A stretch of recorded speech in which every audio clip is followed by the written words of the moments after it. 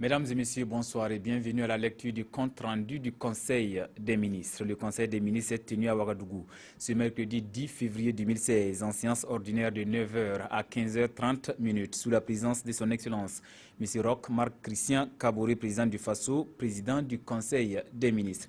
Il a délibéré sur les dossiers inscrits à son ordre du jour, entendu une communication orale, procédé à des nominations et autorisé des missions à l'étranger.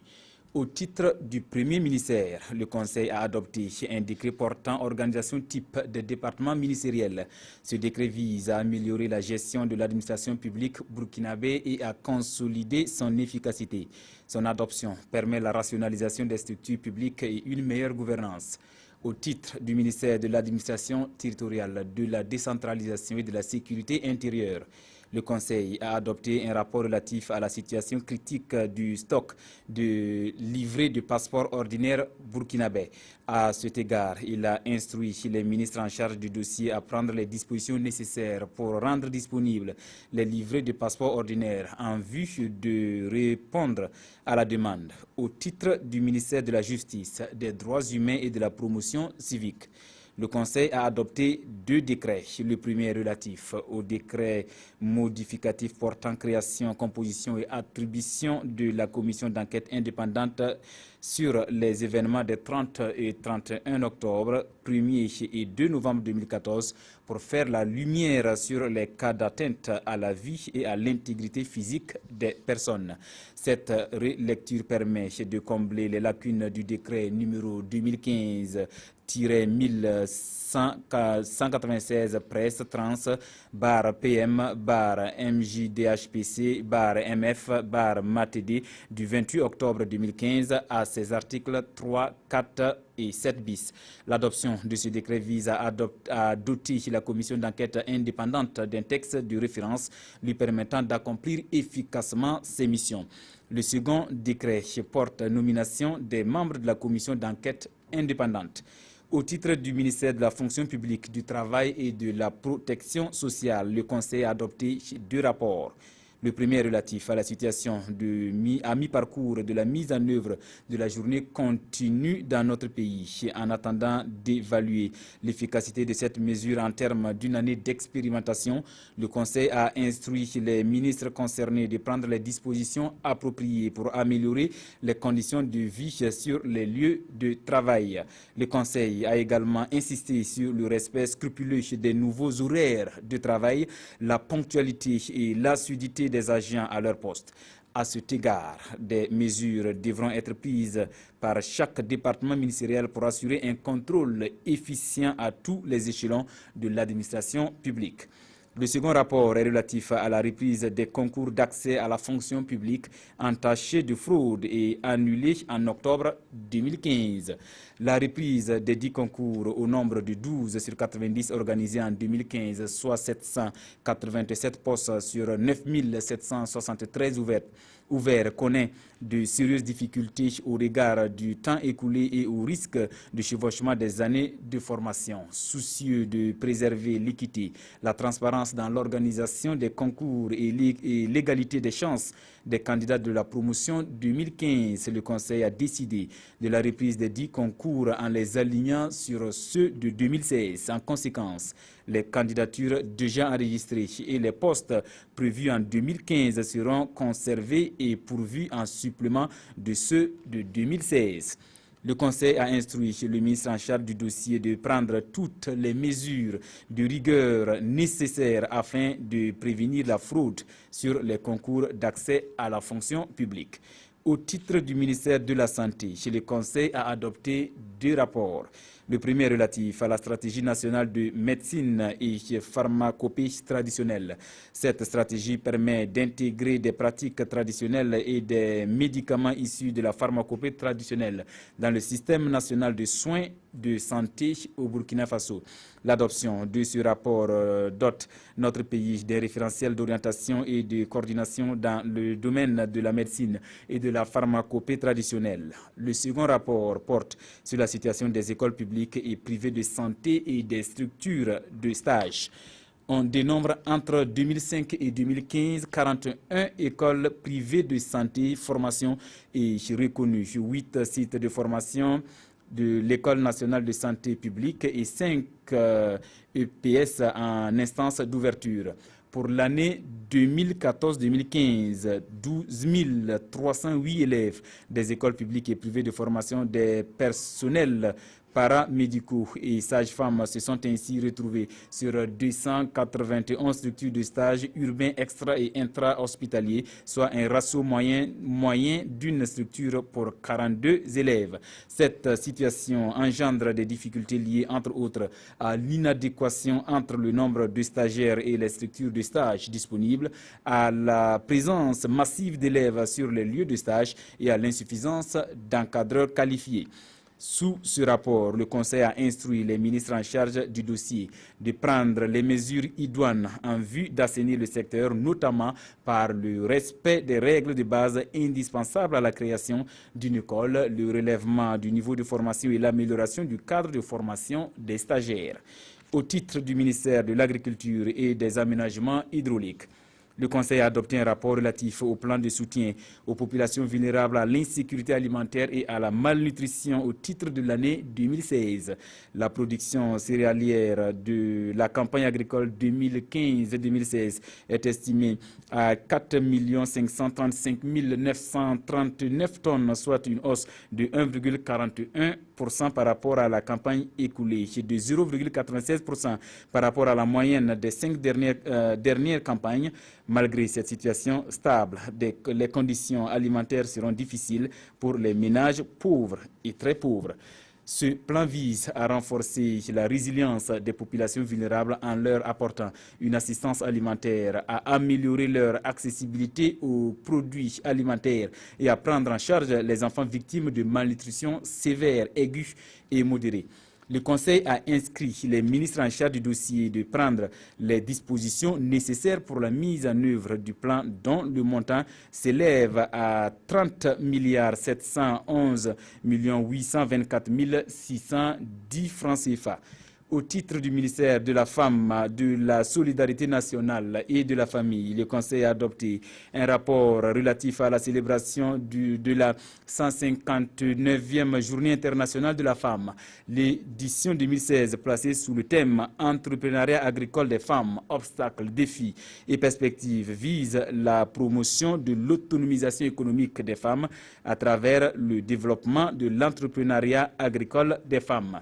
Le Conseil a instruit les ministres en charge du dossier de prendre les mesures nécessaires pour une organisation réussie de cette journée internationale de la femme. Communication orale. Le ministre des Affaires étrangères, de la coopération et des Burkinabés de l'extérieur a fait au Conseil une communication relative à la libération de Mme Jocelyne Elliott suite à son enlèvement le 16 janvier 2016 à Djibo. Le Conseil se félicite de cette libération et remercie le président de la République du Niger et son gouvernement. Il salue la collaboration entre les deux pays qui a permis ce dénouement heureux. Le Conseil encourage la poursuite de cette collaboration afin d'obtenir la libération de son époux, le docteur Elliott, toujours aux mains de ses ravisseurs. Nomination dans les fonctions individuelles au titre du ministère de la Justice, des Droits humains et de la promotion civique. Monsieur Sibiri Neya, inspecteur de sécurité pénitentiaire, première classe, 5e échelon, est nommé directeur général adjoint de la garde de sécurité pénitentiaire. Monsieur Abdulaziz Gamene, inspecteur de sécurité pénitentiaire, première classe, 5e échelon, est nommé directeur régional de la garde de sécurité pénitentiaire du ressort de la cour d'appel de Ouagadougou. Monsieur Mahamoudou Minungu, inspecteur de sécurité pénitentiaire, première classe, 5e échelon, est nommé directeur régional de la garde de sécurité pénitentiaire du ressort de la cour d'appel de Bobo-Dioulasso. Monsieur Karim Sougé, inspecteur de sécurité pénitentiaire, première classe, 2e échelon, est nommé directeur de la prison de haute sécurité. Monsieur Abdoulaye Kebré, inspecteur de sécurité pénitentiaire première classe, 3e échelon, est nommé directeur du centre d'éducation et de réinsertion sociale des mineurs en conflit avec la loi de Bobo Dioulasso. Monsieur Ousseni Ouedraogo, inspecteur de sécurité pénitentiaire première classe, 4e échelon, est nommé directeur de la maison d'arrêt et de correction de Ouagadougou. Monsieur Seydou Baga, inspecteur de sécurité pénitentiaire première classe, premier échelon, est nommé directeur de la maison d'arrêt et de correction de Kongoussi. Monsieur Amidou Kabouri, inspecteur de sécurité pénitentiaire première classe, premier échelon, est nommé directeur de la maison d'arrêt et de correction de Dori. Monsieur Eric Ouedraogo, inspecteur de sécurité pénitentiaire première classe, premier échelon, est nommé directeur de la maison d'arrêt et de correction de Manga. Monsieur Kalfa Milogo, inspecteur de sécurité pénitentiaire, première classe, premier échelon, est nommé directeur de la maison d'arrêt et de correction de Guibo.